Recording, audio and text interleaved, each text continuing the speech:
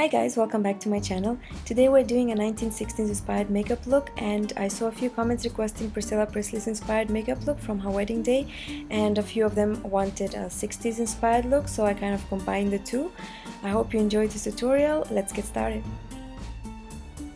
I'm going to begin by applying my foundation, and you guys can use any brand or any type of coverage that suits your skin type most, whatever makes you look flawless.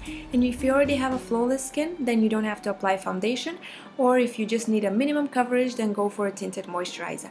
I like using Armani Luminous Silk Foundation. My shade is number 5 because I just find this one gives me the most flawless and natural coverage, and I'm applying it using a Tarte double-sided foundation brush.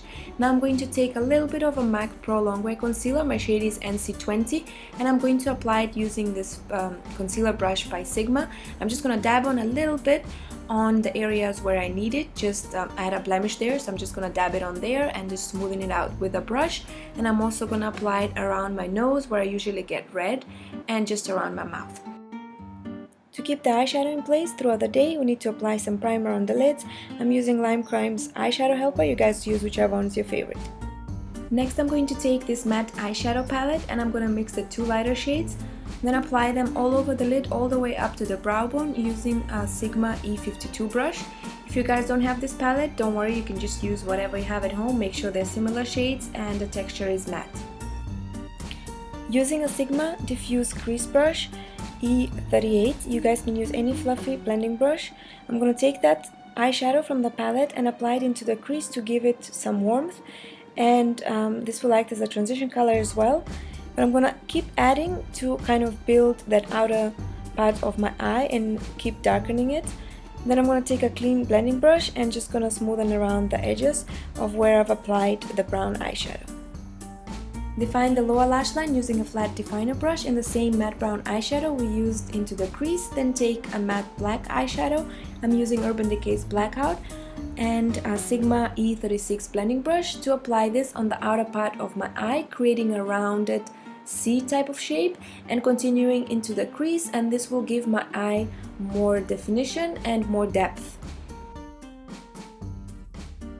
And I really love this brush for applying eyeshadow on the outer part of my eye as well as the crease where I want it more defined, because I just find that the shape of it gives you the right amount of precision, and in the same time it's a blending brush, so it helps you blend the eyeshadow so you don't have to go over it with different brushes over and over again. So just using this brush would be enough. And now I'm defining the lower lash line using the same matte black eyeshadow.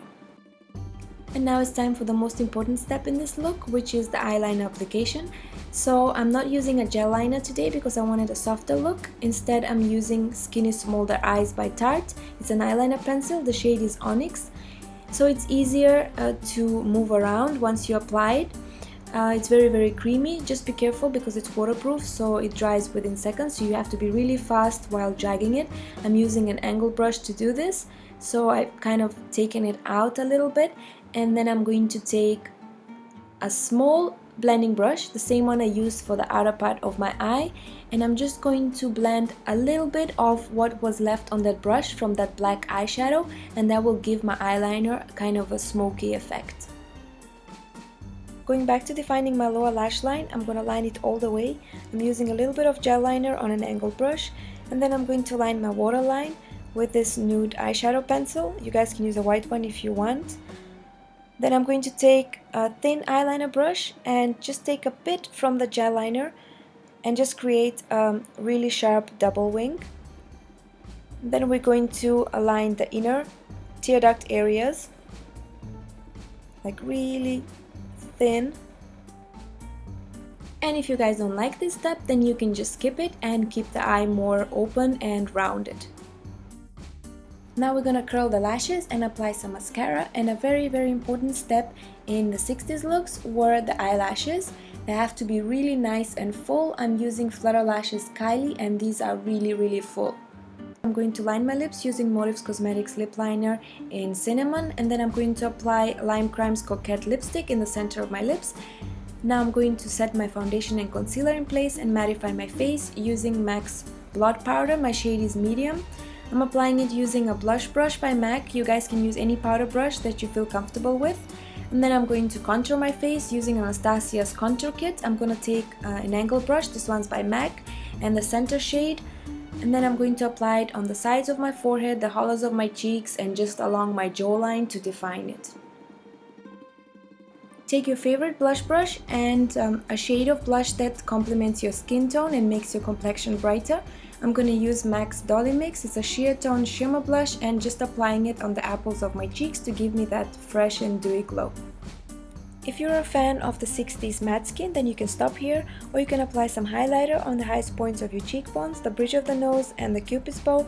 I'm using Estee Lauder's Heat Wave number 1. And this is the final look, guys. I really hope you enjoyed this tutorial and you like this video. If you're gonna try and recreate it, you can show me your creations on the social medias like Instagram, Facebook, or Twitter, or you can always email me if you have any questions. My email address is in the bio. Thank you for suggesting this look. I really enjoyed creating it for you.